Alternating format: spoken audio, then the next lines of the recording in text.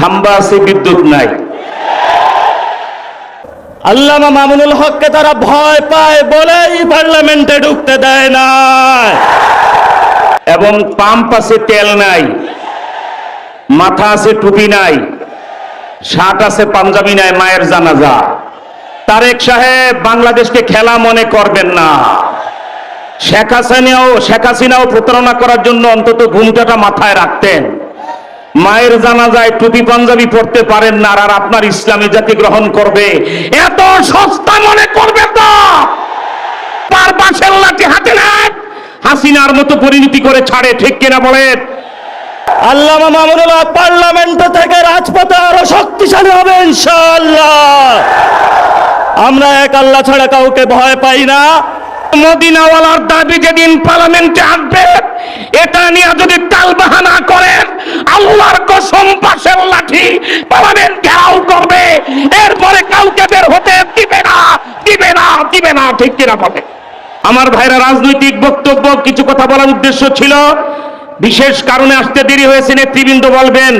আমি শুধু আকীদার বিষয়টি বলবো। বাংলাদেশ 55 বছরে জাতীয় সংসদে মদিনাওয়ালার পক্ষে এত উচ্চ কণ্ঠে কথা আর হয় নাই।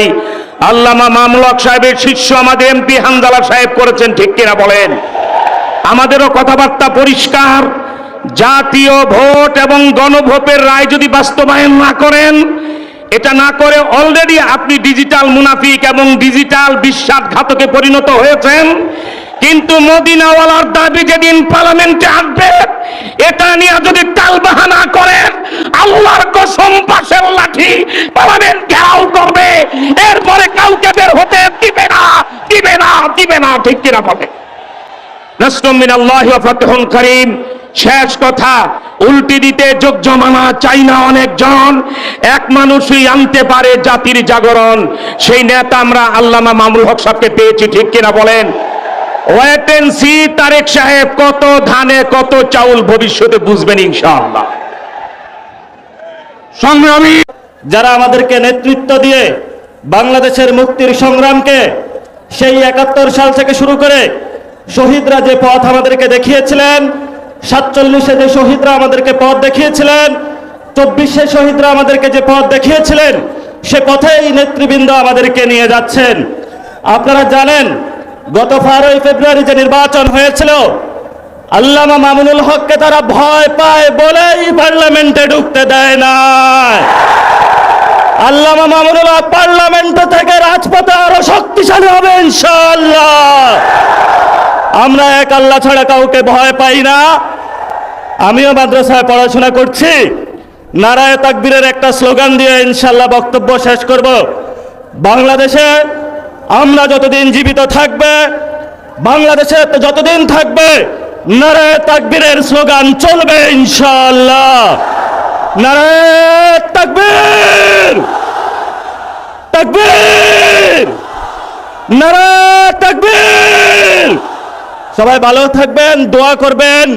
সংগ্রামে ইনশাআল্লাহ রাজপথে দেখা হবে। আসসালামু আলাইকুম ওয়া রাহমাতুল্লাহ। ভোটের রায় বাস্তবায়ন করা হয়, তাহলে নির্বাচনে ইঞ্জিনিয়ারিং এর মাধ্যমে নিজের ব্যক্তিদেরকে বিজয়ী করা যাবে না।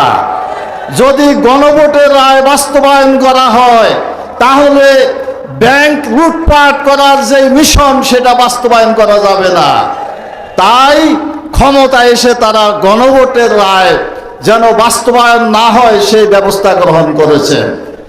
মাননীয় প্রধানমন্ত্রী, আপনি মনে রাখুন, 70% ভোটার যেখানে গণভোটের পক্ষে রায় দিয়েছেন, যেদিন তারা রাজপথে নেমে আসবেন, পালাইবার রাস্তা পাবেন না, পাবেন না, পাবেন না।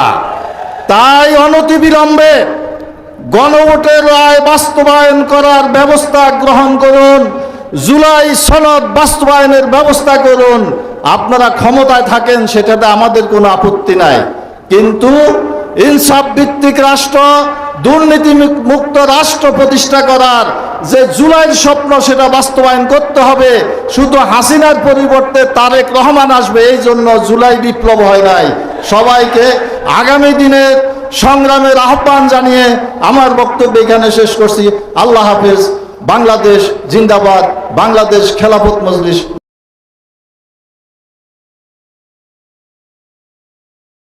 আমরা দেখতে পাচ্ছি ওই দল আজকে পাগল হয়ে গেছে। আজকে বাংলাদেশের প্রতিটি ক্যাম্পাসে তারা আবার সন্ত্রাস কায়েম করতে চায়, তারা আবার গণরুম গ্যাসরুম কালচার ফিরে নিয়ে আসতে চায়, তারা আবার অস্ত্রের ঝঞ্ঝানের মাধ্যমে শিক্ষার্থীদেরকে আতঙ্কিত করে তাদের রাজনীতি বিনির্মাণ করতে চায়। তাদের প্রকাশ্যে রাজনীতির নামে তারা রাম নামে চাপিয়ে আমার শিক্ষার্থী ভাই বোনদেরকে কোপে তাদের রাজনীতি বিনির্মাণ করতে চায়। তারা সবসময় মবের কথা বলে। আমরা দেখতে পেয়েছি গতকাল এই ঢাকায় শাহবাগে একজন শিক্ষার্থীর যখন ফেক প্রটোকলের উপর ভিত্তি করে ছাত্র দলের সন্ত্রাসীরা যখন তাকে জয় করার হুমকি দিচ্ছিল, তার নিরাপত্তার জন্য সে থানায় সাধারণ ডায়েরি করতে এসেছিল। কিন্তু এর প্রেক্ষিতে আমরা দেখতে পেয়েছি ছাত্র দলের সন্ত্রাসীরা সেই থানায় গিয়ে 28 অক্টোবর লীগের সন্ত্রাসীরা লগি বইটা দিয়ে যেভাবে নেককারজনক নৃশংস কায়দায় এদেশের মুক্তিকামী মানুষদেরকে পিটিয়ে নৃত্য করেছিল, ঠিক একই কায়দায় আমরা গতকালকে শাহবাগে শিক্ষার্থীদের ওপর ছাত্র সমাজের ওপর তাদের নৃশংস হামলা আমরা দেখেছি। এবং এই হামলার পর যে শিক্ষার্থী তার জীবনের নিরাপত্তার জন্য গিয়েছিল তাকে 12 ঘন্টা সম্পূর্ণ বেআইনিভাবে পুলিশ হেফাজতে তাকে রেখে হয়রানি করা হয়েছে। আমরা কি আবার একটা পুলিশি রাষ্ট্রের জন্য আমাদের শহীদ এত জীবন দিয়েছে?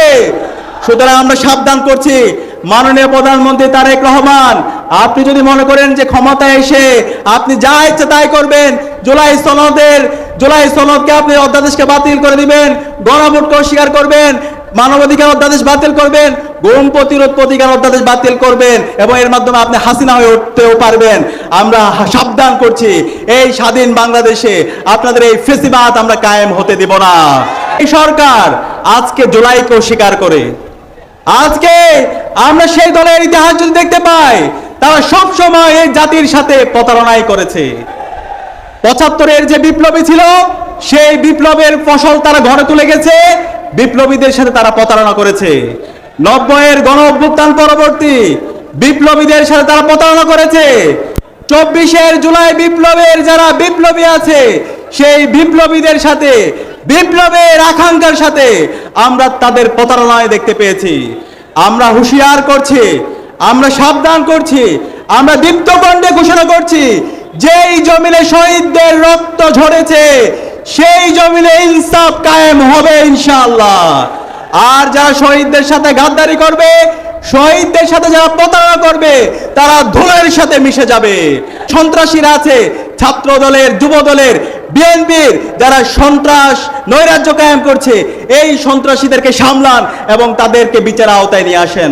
আরেক সরকার, তুমি বাঘের হুঙ্কার দেখেছো, বাঘ দেখো নাই, আজকে দেখে দাও আল্লামা মামুনুল হক সাহেবকে, বাঘ এইখানে শরৎ দুনেরে বসা আছে, দেখে যাও। আমরা শুরুতেই শ্রদ্ধার সাথে স্মরণ করছি বাংলাদেশের আজাদী আন্দোলনের সকল শহীদদের, বিশেষ করে জুলাই বিপ্লবের শহীদ আবু সাইদ, শহীদ আলী রায়হান, শহীদ ফয়সাল আহমদ শান্ত, শহীদ ওয়াসিম সহ বিপ্লবের 2000 শহীদ ভাই বোনদের, যাদের আত্মত্যাগের মাধ্যমে আজকে আমরা নতুন বাংলাদেশ পেয়েছি। একই সাথে দোয়া করছি সকল গাজী ভাই বোনদের জন্য, যারা এখনো হাসপাতালের বেদে কাতরাচ্ছেন, যারা এখনো পঙ্গ অবস্থায় আছেন, যারা তাদের চোখ হারিয়েছেন, পা হারিয়েছেন। আল্লাহর কাছে দোয়া করছি আল্লাহ তাআলা যেন সকল গাজী ভাই বোনদেরকে দ্রুত সময়ের মধ্যে সুস্থতার নিয়ামত দান করে। একই সাথে শ্রদ্ধার সাথে স্মরণ করছি আধিপত্যবাদের বিরুদ্ধে, আগ্রাসনের বিরুদ্ধে যিনি সব সময় বলিষ্ঠ কণ্ঠস্বর ছিলেন, যিনি সব সময় ইনসাফের পক্ষে কথা বলেছেন, আমাদের সহযোদ্ধা শহীদ শরীফ উসমান হাদিকে। শহীদ শরীফ উসমান হাদির যে লড়াই, সেই লড়াই হচ্ছে আমাদের লড়াই। শহীদ উসমান হাদি আমাদেরকে যে আজাদির রাস্তা দেখিয়েছে, সেই আজাদির লড়াই চালিয়ে যাওয়া হচ্ছে আমাদের কাজ। সংগ্রামে উপস্থিতি, আজকে যেই জুলাইয়ের উপর ভিত্তি করে যেই শহীদদের আত্মত্যাগের মাধ্যমে আজকে আমরা নতুন বাংলাদেশ পেয়েছি, আজকে যে নির্বাচন হয়েছে সেই নির্বাচন নিয়ে অনেক প্রশ্ন আছে। যাই হোক, তারপরও নির্বাচনের পর যে সরকার এসেছে সেই সরকার আজকে জুলাইকে অস্বীকার করে। আজকে আমরা সেই দলের ইতিহাস যদি দেখতে পাই, তারা সব সময় এই জাতির সাথে প্রতারণাই করেছে। 75-এর যে বিপ্লবী ছিল সেই বিপ্লবের ফসল তারা ঘরে তুলে গেছে, বিপ্লবীদের সাথে তারা প্রতারণা করেছে। 90-এর গণ অভ্যুত্থান পরবর্তী বিপ্লবীদের সাথে তারা প্রতারণা করেছে। 24 জুলাই বিপ্লবের যারা বিপ্লবী আছে সেই বিপ্লবীদের সাথে, বিপ্লবের আকাঙ্ক্ষার সাথে আমরা তাদের প্রতারণায় দেখতে পেয়েছি। আমরা হুঁশিয়ার করছি, আমরা সাবধান করছি, আমরা দীপ্ত কণ্ঠে ঘোষণা করছি, যেই জমিনে শহীদদের রক্ত ঝরেছে সেই জমিনে ইনসাফ কায়েম হবে ইনশাআল্লাহ। আর যারা শহীদদের সাথে গাদ্দারি করবে, শহীদদের সাথে যারা প্রতারণা করবে, তারা ধুলোর সাথে মিশে যাবে। আমরা